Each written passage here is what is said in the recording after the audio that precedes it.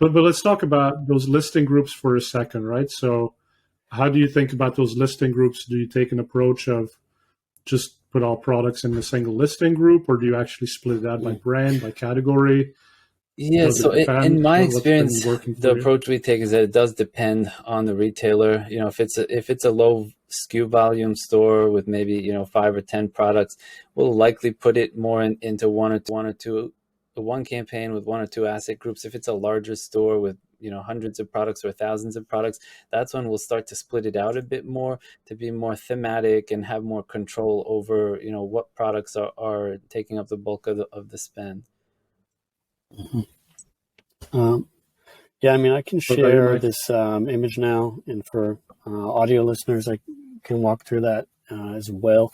But I mean, I've just got a kind of a schematic from like a sort of a non-practice, which is basically one campaign and one asset group associated with it. So that's like a very simple way of pursuing this, but it's extremely generic.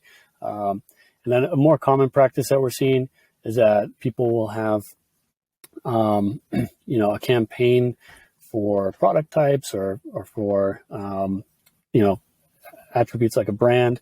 But so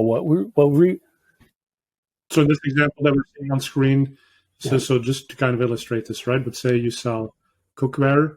So one campaign would be for induction cookware. The other one you have here for cast iron, different type of cookware.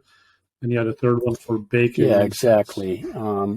And, you know, I think it depends, again, on the kind of volume that makes sense for you and what assets you have to support this. If they are thematically different enough, these are all questions that come into play about it, really how granular you want to split that out. Right, and just to pause on that too for a second. So when you say like how differentiated are your assets, so obviously Google wants you to put in some images, but there's also a text component. So between cast iron and induction cookware, I mean, you should be able to come up with 5 different headlines that kind of talk about induction versus cast iron, even if your imagery is kind of like a generic set of pans or cookware. But it's still, the text is going to be more relevant than to what the person is. Yeah, definitely. I mean, you know, within induction, it could be that you can have some more messaging more for families where it's really attractive that, you know, an induction stovetop or cookware that it doesn't get so hot as traditional stovetops or traditional cookware and stuff like that. So there could be some differences here, for example.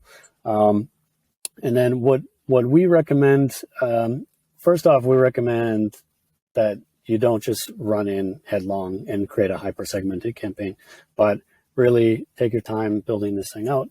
And it's also, you know, if you don't have the assets in place, this is something that you can't force, and it's probably not a great idea to put in junk assets or something like this. You don't want to force that.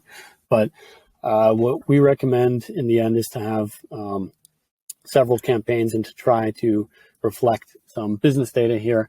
What I like to think of is basically data that isn't conventionally available in the feed. So this could be, you know, a very popular example with smart shopping campaigns was to have campaigns per margin. So I've got also like a kind of a graphic about how you can achieve something like that in Performance Max, because it does look a little bit different. The basic points here then is the structures that you may have maintained for smart shopping campaigns, you can sort of port them over. Again, there's the nuance of the ad group became the asset group, the product group became the listing group, but by and large, you can sort of massage it to exactly. I was just going to say one of the main differences with Performance Max is you can have multiple asset groups in a campaign, whereas Smart Shopping, you only had one. So that's definitely something you can take advantage of. Exactly. I actually think Performance Max is, an improvement in the end on Smart Shopping. I think that you can pursue more sophisticated strategies and structures in here. I think it's great with the audience signals, although there's, topics there to discuss as well.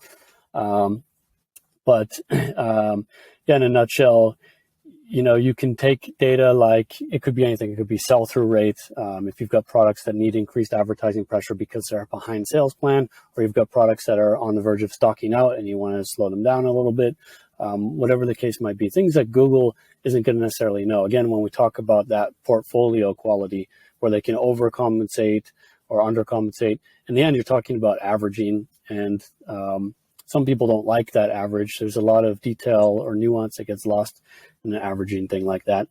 But to explain the graphic here shortly, then we can get back to more free-flowing conversation. But in a nutshell, you can make an asset group, for example, for bicycles, for bike clothing, and then a catch-all, as a super simple example.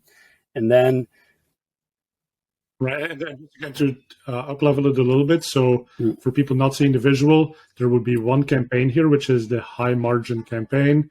You have a different one for mid-margin and a different one for low margin.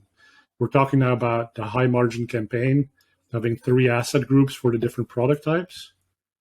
Yeah, and exactly. And then how do you bring margin in there? So first off, these asset groups, they're covering the theme. They're making sure that there's a thematic kind of logic here. So that way you're tackling this. And then at the listing group, you can use the custom label to then pull these high margin products, and you just kind of combine high margin and bicycle, and then that high margin campaign is now able to serve that. And then you would replicate this kind of a logic with your mid margin and low margin, or whatever criteria you bring into play here, so that you're tackling theme with the asset groups, and then you're using your listing groups and custom label, for example, to then bring in other kinds of business information. And this allows you to feed information ultimately to Performance Max that it wouldn't otherwise have access to. Okay, I think that's great advice here for people looking how to structure these campaigns. And then I think part of the point here of having high margin, low margin, mid margin has to do with your budget allocation as well as your target ROAS setting.